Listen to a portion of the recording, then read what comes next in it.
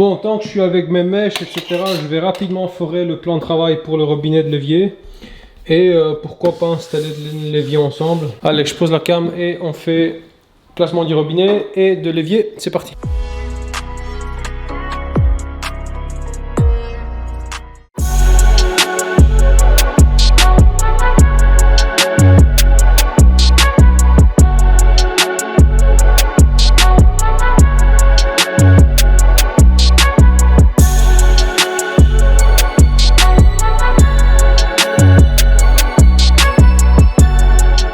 Bon, c'est fixé. Je t'ai épargné des positions de Kama Sutra parce que j'étais en levrette pendant genre 10 minutes à essayer de visser ça de par en dessous, mais c'est hyper compliqué parce que dès que tu ouvres ça, bah, t'as l'évier, t'as tout de suite le meuble et il faut que tu... Enfin bref, c'est la galère, bref c'est fait, regarde. Regarde. Ce truc qui bouge plus, c'est bon, nickel, c'est archi propre. Donc,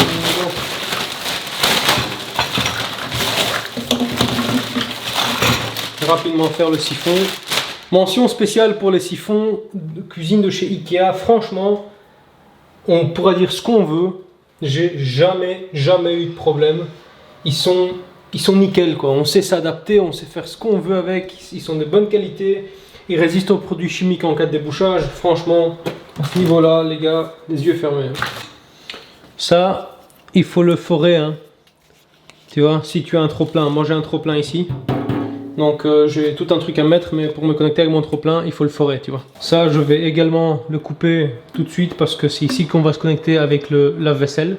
Comme ça, c'est fait. Du coup, je vais connecter tout ce qu'il faut connecter et puis je te montre parce que là, j'ai aucune position pour te filmer. Ça va? Allez, à toutes. Donc, je peux pas le mettre en pression, je le mettrai seulement demain parce qu'il faut que je prolonge les flexibles. Mais globalement, le résultat, tu vois, hop, fermé.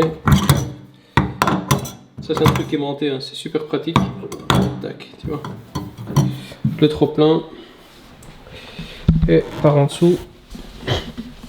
Voilà, tu vois. Hop. Le trop plein qui se pique là-bas. Le lave-vaisselle qui se pique là-bas. Et directement, paf, dans la décharge, tu vois. Alors, il faudra juste que je prolonge de 30 cm ça. Pour arriver dans la culasse. Je savais pertinemment que je devais les prolonger. Si tu as suivi toutes mes vidéos, tu sais que je me suis arrêté avec la culasse beaucoup trop bas, beaucoup plus bas que ce que je fais d'habitude, tout simplement parce que j'ai pas pu marteau-piquer le petit muret qui était ici, était déjà beaucoup trop fragile. Putain, si j'ai les yeux rouges, tu t'inquiètes pas, c'est parce que je me suis mis la tête comme ça et j'ai un peu gratté le bois du plan de travail pour que le trop plein passe. Tous les copeaux de bois sont tombés dans les yeux. Rien de grave, mais ça me fait pleurer, voilà. Donc globalement, tu vois, c'est ça. Maintenant, bah, demain, je me mettrai sous pression et je ferai mon test habituel, c'est-à-dire de remplissage. Donc je remplis une fois, je vidange totalement, je remplis une deuxième fois, je vidange totalement, et après 2 vidanges consécutifs, un en eau froide, un en eau bouillante, je vérifie qu'il n'y ait pas une goutte de fuite et ensuite je sais que c'est bon, c'est un truc fini, tu vois. Allez, je vais déposer la cam et ranger un peu le chantier, puis je verrai ce que je veux faire. À toutes. Bon, je te reprends maintenant que le plan de travail est fait. Tout ça est filmé dans d'autres vidéos, hein. Je t'invite à aller les voir, évidemment. Alors, tu poses ta plaque de cuisson à côté de ton trou, tu vois. Je répète que ma bobine, elle est toujours en bas, d'accord? Donc là, je vais la prendre. Donc là, elle est connectée définitivement. Évidemment, j'ai beaucoup trop de câbles, c'est parce que je coupe dedans et après je garde dans mon stock le reste pour d'autres cuisines. Tu vois. Voilà, hop. Pour l'instant, je ne m'occupe pas de le fixer sur le meuble. Là, ce qu'il me faut, c'est le couper définitivement. Voilà, tu veux dire qu'il ne soit pas en tension ici. Pas besoin de lui laisser de boucle parce que tu as déjà une boucle avec ce qu'on fait ici. Tu vois. Voilà. Ensuite, tu vas jusqu'au point de connexion et seulement là, tu le coupes.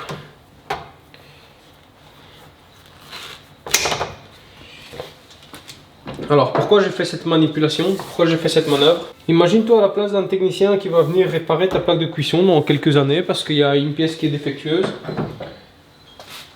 le fait d'avoir laissé autant de câbles, tu vois, pour pouvoir la retourner et travailler dessus sans commencer à la déconnecter, etc., ça va faciliter la tâche à tout le monde. Toi, en tant que client, ça va sûrement te coûter moins cher parce qu'il va peut-être travailler moins. Ou même si ça va pas te coûter moins cher, en tout cas, le technicien, bah, il risque de pas faire de la merde et de commencer à déconnecter, reconnecter. Tout pourra être connecté, il pourra juste défaire la plaque et vérifier si tout va bien, tu vois. Ou en tout cas, s'il doit la déconnecter, il peut la déconnecter facilement, il peut avoir accès de part au-dessus et non de part en dessous, tu vois. C'est pour ça qu'on calcule toujours. J'en vois tellement peu qui font, parce que certes ça coûte hyper cher ce câble, tu vois, mais franchement prenez le réflexe de le faire parce que ça va vraiment vous faciliter la tâche, tu vois. Bon, pour la connexion en monophasé, je vais changer d'objectif, je vais te faire un zoom. Alors, on va déjà démonter le capot. On va rapidement dénuder le câble, pas besoin de dénuder énormément, hein, juste ce qu'il faut. Donc si tu es en mono, enfin, je te conseille d'être en mono ou en 400 volts en triphasé. De toute façon, en 3x230, elle est impossible à connecter si tu es en Belgique. Tu sais de quoi je parle. On va déjà dénuder les fils multibrins. Hop.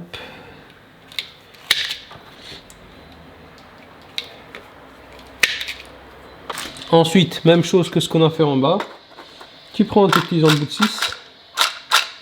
Voilà. Enfin, c'est vrai que là, je les ai dénudés un peu tôt. Parce qu'il faudra les couper différemment. Donc, avant tout, avant de sortir mes embouts, c'est vrai. Je te montre. Voilà le schéma. Alors, il est extrêmement simple à lire. Nous, on est principalement dans ce cas de figure. Alors que tu sois en Belgique ou en France, c'est ce cas de figure qui nous intéresse, tu vois. C'est simple. Tu vas avoir ta phase. Tu vas la connecter sur le 1 ou sur le 2. C'est pareil. Ensuite, tu vas avoir ton neutre. Nous, ici, on a deux phases, mais c'est pareil. C'est comme si on avait un neutre. Et on va le connecter sur le 4 ou sur le 5. C'est pareil. La terre, elle se connecte toujours sur le dernier ici. D'ailleurs, tu vois, il y a un petit marquage que tu ne vois pas parce que c'est noir sur noir. On voit la terre qui est là, tu vois. Donc, c'est de ce schéma qu'on va se servir. D'ailleurs, tu vois, ils t'ont eux-mêmes fourni les pontages. Ça, c'est quand tu es en monophasé, tu vois. Voilà. Tu as tes deux petits pontages qui sont là, en fait, hein, tout simplement. Donc, tu te rends bien compte que si tu te connectes sur le 2 ou sur le 1, c'est pareil, parce que de toute façon, tu vas venir les connecter ensemble avec un pontage. Le 4 et le 5 également, tu vois. Voilà, allez, c'est parti. Donc, primo, ce que je te conseille de faire, c'est de tout de suite faire tes pontages. Tu vois, comme ça, c'est fait. Hop. Ça, moi, j'enlève carrément. Alors, c'est totalement déconseillé de travailler à la visseuse, hein, moi je l'ai mis sur le couple minimal. Si t'es pas chaud, je te conseille de le faire au tournevis. Voilà, ça. Le 3, on n'y touche même pas. Tu vois, je suis au couple minimal, écoute. Tu vois. Donc ça va rester serré. Ensuite, je vais prendre mon pontage, le mettre comme sur le schéma, sur le 1 et le 2. Voilà. Ça, je vais déjà le serrer puisqu'on n'y touche plus.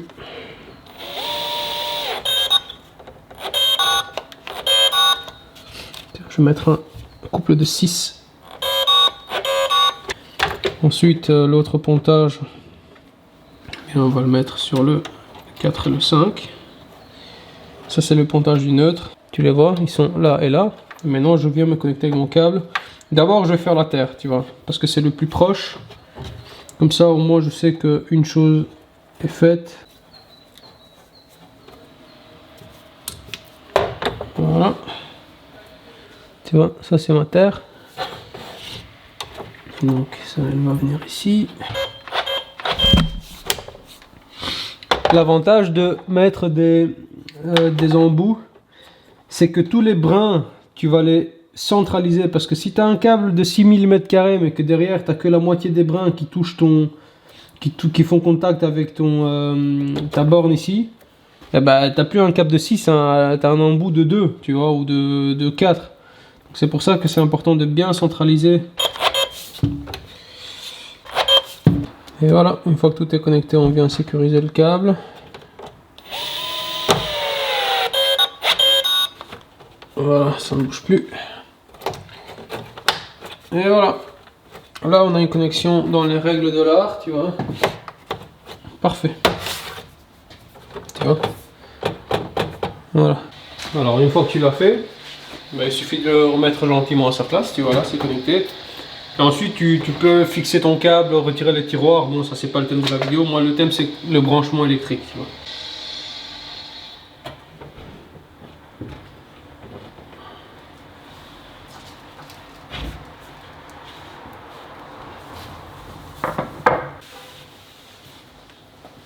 Et voilà, tu vois, une fois que c'est fait, connecté, alors bon, moi je t'ai dit, de par en dessous, je vais m'occuper à fixer le câble, ça, pas de problème. Là, on peut remettre la tension. Voilà. Et puis, ah bah tu vois, c'est allumé. Alors, de toute façon, elle fonctionnera pas, tu vois. Je peux la mettre sur 9. Je peux mettre tous les trucs sur 9 qui aura un petit message d'erreur parce que c'est une induction. Regarde. Voilà.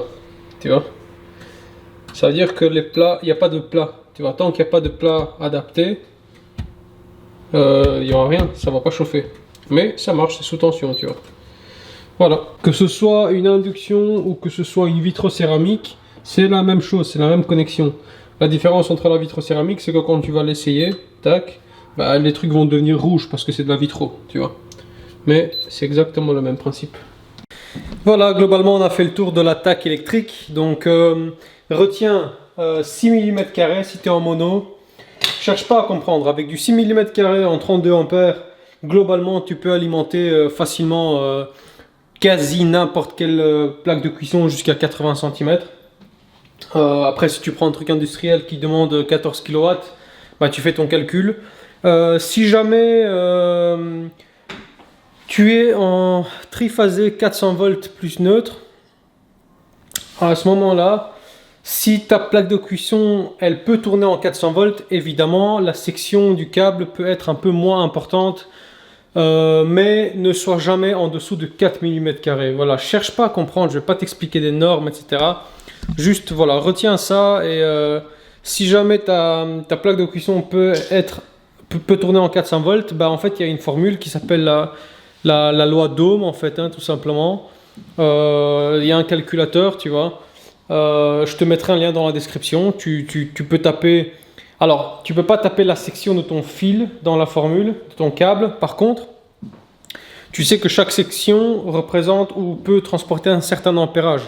Donc 1,5 pour 16 ampères, 2,5 pour 20, 4 mm² pour 25, 6 carrés pour 32, 10 carrés pour 40, etc. 16 pour 63. Donc voilà, si tu sais tout ça, tu es censé le savoir. Sinon, j'en ai fait une vidéo qui s'appelle les bases en électricité, la loi d'Ohm, bref, là où je l'explique un peu. Je te mettrai un lien quelque part ici. Et tu tapes alors l'ampérage, tu tapes du coup la tension, donc si tu es en 230 ou en 240, et tu vois la puissance en watts que ça donne, et tu vois si ça correspond, tu vois. Voilà, je pense qu'on a fait le tour, donc si tu aimes bien, bah, n'oublie pas, hein, petit like, abonne-toi, partage, pourquoi pas, commente, voilà, toute la petite poésie qui moi me fait super plaisir. Ça va? Allez, à la prochaine, salut!